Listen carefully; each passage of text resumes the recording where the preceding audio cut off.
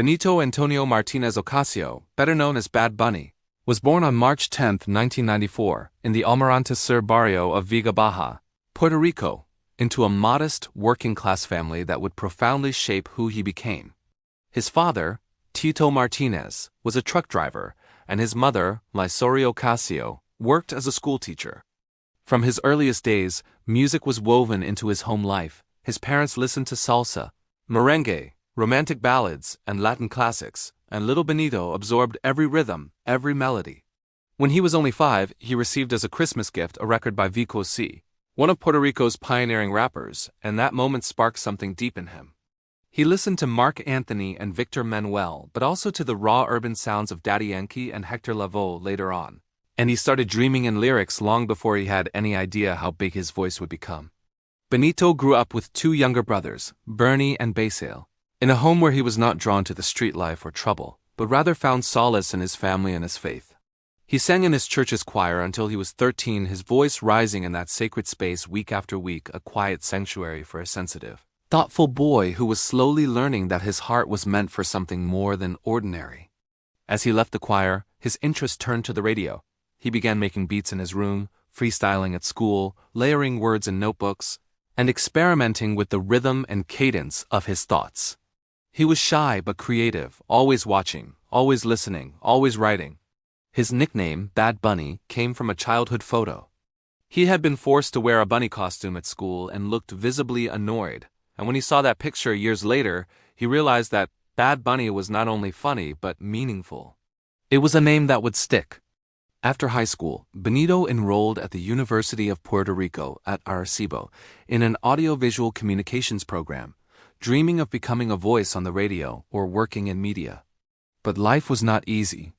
He worked nights bagging groceries at a supermarket to make ends meet while he recorded his songs in small rooms, uploading tracks to SoundCloud, believing in his vision even when the world seemed unlikely to listen. He juggled work, school, and his passion for music, and often felt lost and unsure whether this risk would pay off, yet he could not let go of the rhythm in his heart. Then in 2016, his persistent efforts began to pay off. He released Diles, a hard-hitting track that caught the attention of the label Hear This Music, which offered him a deal, recognizing his raw talent and his willingness to take risks. That same year, he dropped Soy Peor, a song that became a turning point. It revealed not only his bold style but his emotional depth. He rapped about pain, identity, longing, and vulnerability in Spanish, unfiltered, without compromise. His music did not shy away from his roots, his struggles, or his truth.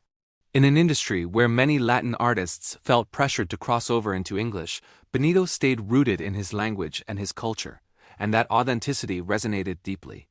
He did not just rap to entertain, he spoke to feelings, to fears, to dreams. His breakout came when global audiences began to hear him. In 2018, he collaborated with Cardi B and J Balvin on the song I Like It, which hit No. 1 on the U.S. Billboard Hot 100. The track blended Spanish and English, merged Latin trap with old-school boogaloo, and introduced millions of new listeners to a young Puerto Rican voice that refused to fit into a box.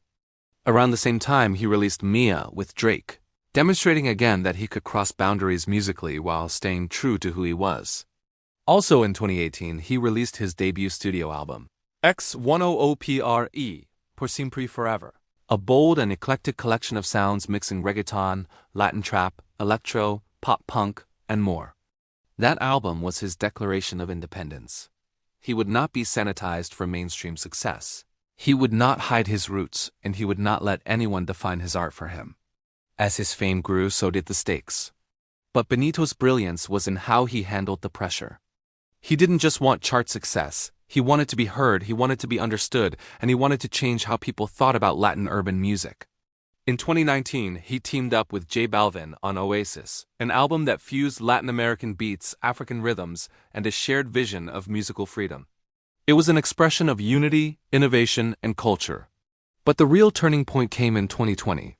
In a historic move, he released YHLQMDLG, Yo Hago Lo Que Me Da La Gana, meaning, I do whatever I want. The album was a bold celebration of creative freedom, self-expression, and authenticity. It resonated with millions because it wasn't just music, it was a philosophical statement. He showed that success didn't require bowing to trends, that he could make whatever he wanted, and that his voice, in Spanish and sincere, could reverberate globally. YHLQMDLG earned him his first Grammy for Best Latin Pop or Urban Album. But Benito didn't stop there. Later in 2020, he released El Último Tour del Mundo, which made history by becoming the first all-Spanish album to debut at #1 on the US Billboard 200 chart. It shattered assumptions, silenced doubters, and proved that language would never be a barrier for real art. While the world was navigating uncertainty, Benito doubled down on his creativity, writing, producing, reinventing. His success was not just commercial, it was cultural. He showed that Latin trap and reggaeton could be complex, poetic, political, raw, and revolutionary. Bad Bunny's rise was not just about records and awards, it was about identity, impact, and legacy. In 2022, he released Un Verano Sin Ti, A Summer Without You, an album filled with nostalgia, heartache, joy, and the warmth of Caribbean summers. The record was a critical and commercial phenomenon, topping the charts and becoming one of the most streamed Spanish-language albums ever. It carried a sense of home, of roots, of connection, as though he had invited his listeners into his childhood, his memories, and his Puerto Rican spirit. But Benito's influence extended far beyond the music. He became a voice for social issues, speaking openly about mental health, his Puerto Rican identity, political struggles, and gender norms. He painted his nails, wore skirts, broke down stereotypes around masculinity, and became a symbol of freedom and self-expression for millions. He refused to let expectations define him. He used his platform to challenge injustice, to support vulnerable communities, and to celebrate authenticity. On stage, during performances, and in interviews, he carried not only his voice but the hopes of people who rarely saw them represented in mainstream music. In his career, he did not just produce albums, he built a movement. He released Taylor's version-style masterworks, but in his own way, he reclaimed his narrative not by re-recording, but by using his every release to reinforce his message. He is fluent in his roots and in his dreams. He continued to evolve in sound and style in 2023 and beyond. He dropped Nadie Sabi Lo Que Va a Pasar Manana, Nobody Knows What Will Happen Tomorrow, an introspective and experimental project exploring uncertainty, identity, and growth. In Ardiarwu, he released Debí Tirar Más Fotos, I Should Have Taken More Photos, a deeply personal album that reflects on memory, legacy, Puerto Rican culture, and the relationship between his past and future. Through his music, he celebrated not only who he is but where he comes from.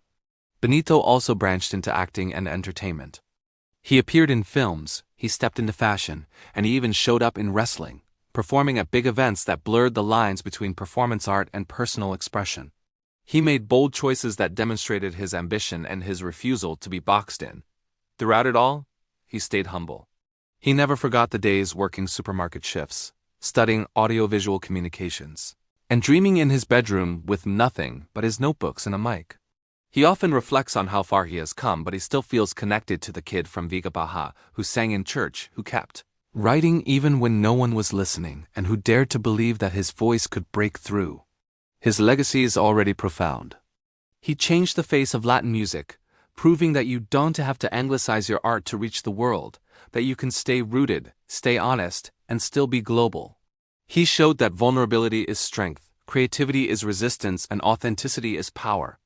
Benito Antonio Martínez Ocasio, the boy who once sang in a choir, who packed groceries, who made music in his spare time, became a global icon, but he never stopped being himself.